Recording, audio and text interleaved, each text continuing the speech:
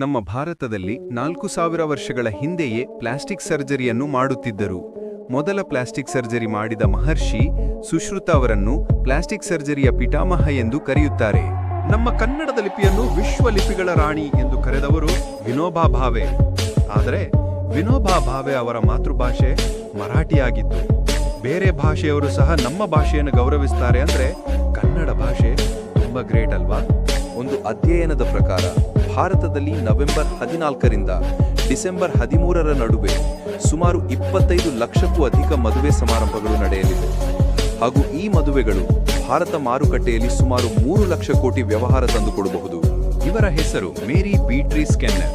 ಮಹಿಳೆಯರಿಗಾಗಿ ಸ್ಯಾನಿಟರಿ ಬೆಲ್ಗಳನ್ನು ಕಂಡುಹಿಡಿದವರು.